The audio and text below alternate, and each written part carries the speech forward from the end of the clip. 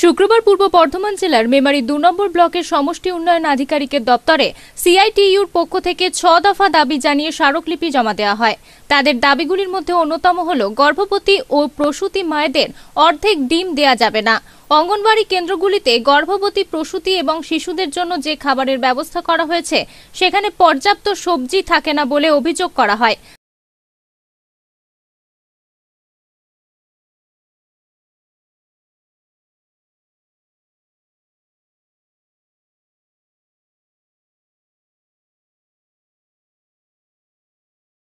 তাদের পর্যাপ্ত সবজি দেবার দাবি জানানো হয়। যে সমস্ত অঙ্গনওয়াড়ি কর্মী অবসর গ্রহণ করেছেন তাদের পেনশনের ব্যবস্থা করার দাবি জানানো হয়। কি বিষয় নিয়ে ডেপুটেশন দিলেন এবং কোন জায়গায়? আমরা আজকে মেমারি 2 ব্লক CI2 ICDS ইউনিয়নকে নিয়ে আজকে ডেপুটেশন দিই। আমাদের 1 নম্বর দাবি, আমাদের ব্লকে কোনো পঞ্চায়েতে বিশেষ করে বিজুর 1 কুচুরজিপি এগুলোতে অর্ধেক করে ডিম দেওয়া হচ্ছে গর্ভবতী মায়ের এবং বাচ্চা শিশুদের। সরকারি কোনো নির্দেশ, কোনো অর্ডার নেই। গর্ভবতী মায়েরা প্রতিদিনই পুরো ডিম পাবে, বাচ্চারা সপ্তাহে 3 দিন অর্ধেক পায়, 3 দিন পুরো পায়। কিন্তু কোনো জায়গায় সেন্টারে ICDS কর্মী তারা তাদের মন মতো প্রতিদিন ডিম দিচ্ছে।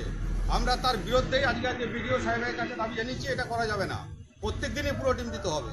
যদি ডিমের দাম বাড়ে তার দায়িত্ব সরকারকে নিতে হবে, মনমর্জিত করা যাবে না। না হলে যদি অর্ধেক দেয় আমাদেরকে অর্ডার দেখাতে হবে। আমাদের 1 নম্বর দাবি ছিল। আমাদের দ্বিতীয় দাবি আছে, সবজির পয়সা 3 মাস 4 মাস ধরে বাকি থাকে। কেন বাকি থাকবে? কেন কানের বাঁধা দিয়ে ICDS কর্মীরা সবজি কিনবে, মুদিখানা মাল নেবে? কেন তাদের মাইনে থেকে কিনবে?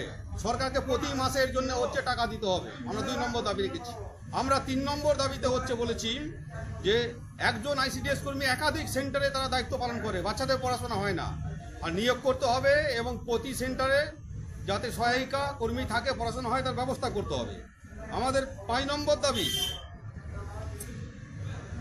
4 নম্বরে আমরা রেখেছি 2014 সালের পর 2020 সালের সেপ্টেম্বর পর্যন্ত যারা অবসর গ্রহণ করেছে সরকারের পক্ষ থেকে এককালীন 3 লক্ষ টাকা অনুদান অথবা গ্র্যাচুইটি দেওয়ার কথা ছিল, এরা পায়নি।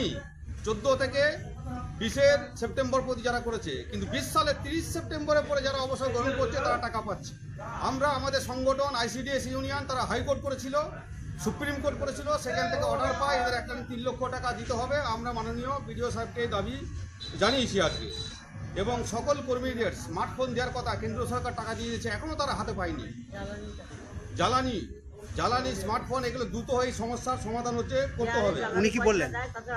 এবং আমাদের 6 নম্বর দাবি আছে, এতদিন পর্যন্ত সহায়িকা থেকে কর্মীদের নিয়োগ করা হতো। হঠাৎ করে দেখলাম একটা সার্কুলার রাজ্য সরকারের পক্ষ থেকে উচ্চ মাধ্যমিক না হলে উচ্চ মাধ্যমিক হলে নিয়োগ হবে।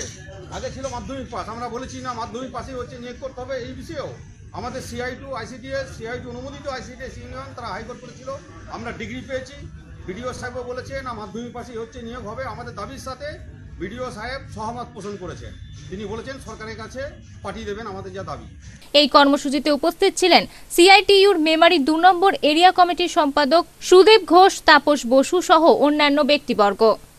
আজকে ডেপুটেশন এখানে দেওয়া হয়েছিল CI2 এর পক্ষ থেকে, এবং ওনারা এসেছিলেন একটা ইস্যু নিয়ে, যেটা হচ্ছে আমাদের এলাকায় কিছু ICDS এটা রিপোর্ট হচ্ছে যে যেটা ডিম যেটা সপ্তাহে বাচ্চাদের 3 দিন পুরো দেওয়ার কথা, 3 দিন হাফ, সেক্ষেত্রে 3 দিন পুরো দিচ্ছে না, হাফ দেওয়া হচ্ছে। এটা নিয়ে তারা এসেছিলেন। এই বিষয়টা নিয়ে তাহলে কি বললেন ওনাদেরকে? বিষয়টি নিয়ে বলতে আমি বললাম অবশ্যই আমি খোঁজ নিয়ে দেখছি বিষয়টি, এবং তার সঙ্গে সঙ্গে সংশ্লিষ্ট এই সংক্রান্ত যে ডিপার্টমেন্টাল যারা রয়েছেন, আমাদের CDPO সাহেব এবং DPO সাহেব, তাদেরকে আমরা এটা জানাচ্ছি। অলরেডি আমার কাছে আরেকটা ICDS ওয়ার্কারও একটা রিপ্রেজেন্টেশন জমা দিয়েছেন, সেটা আমি ওদের কাছে পাঠাবো এবং ব্যাপারটা অবশ্যই ওদের নজরে রাখবো। মেমারি থেকে মৃত্যুঞ্জয় যশের রিপোর্ট, আনন্দ বার্তা।